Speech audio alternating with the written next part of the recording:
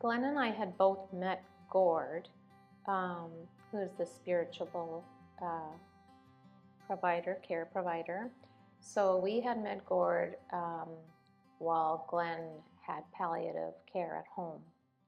Gord had been supporting Glenn and myself, but most of the conversations were between the two of them at the time.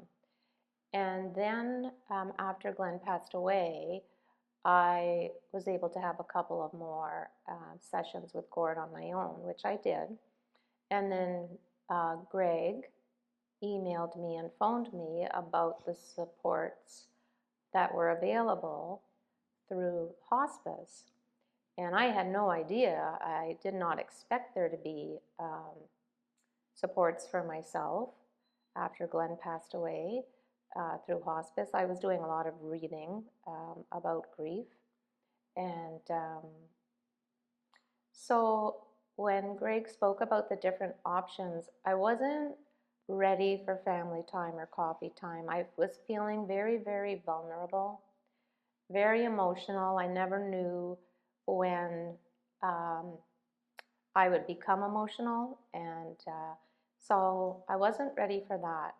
But when he spoke about the one-on-one peer support through a telephone call and the walking group, I thought, I'm comfortable with those two options.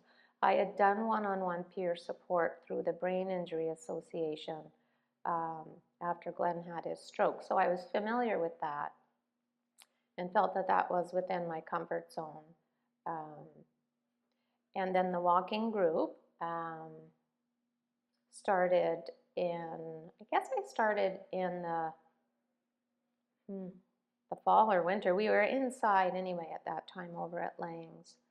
And it was wonderful right from the start. The volunteers are wonderful, the other participants.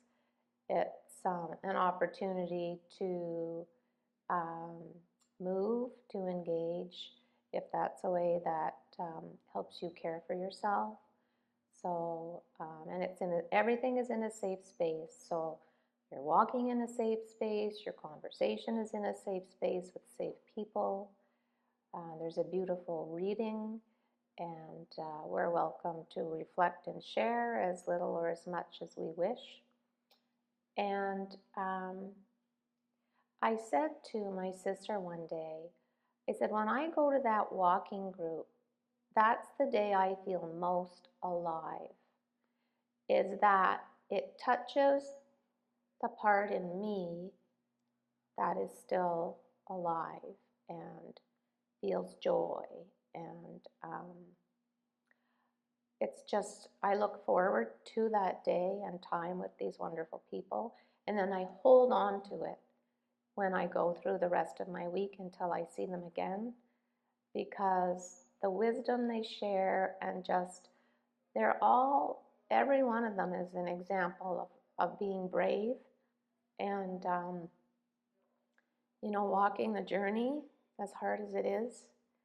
And when you do that together, there's an understanding. I know they understand where I'm at when I'm there. And sometimes when I go out in the world, I think, everybody else is living their lives, and I don't feel that way anymore. So I thank Mary Lou and all the other volunteers, because they make me feel welcome and safe. After my mom passed, I took a few months just to gather things and deal with all the aftermath of someone passing. And I got the itch. I've retired in 2019, and when COVID hit, I took extra time with my mom to look after her. So there was a pretty big gap in my life after she left us, and I got the volunteer itch, and I thought, okay, I know which door I'm going to knock on first. So I came to Lessard and began working the desk here, which was, obviously you know how I feel about this place and the community it has and the staff that's here. And, little sidebars that one of my first students that I ever taught also worked here. So Debbie and I go back a long way. So it was, you know, in a setting like this, I was also have, you know, a little extra fun as we shared past experiences and memories. So I started here at the desk, and then once the walking group came into being, I sort of transitioned over to that, and we do that every Thursday. And I haven't looked back. As a retired phys ed teacher, I think I understood the importance of activity for the mind, the body, the soul. And so it was a great fit for me. And I love meeting new people. I love hearing their stories.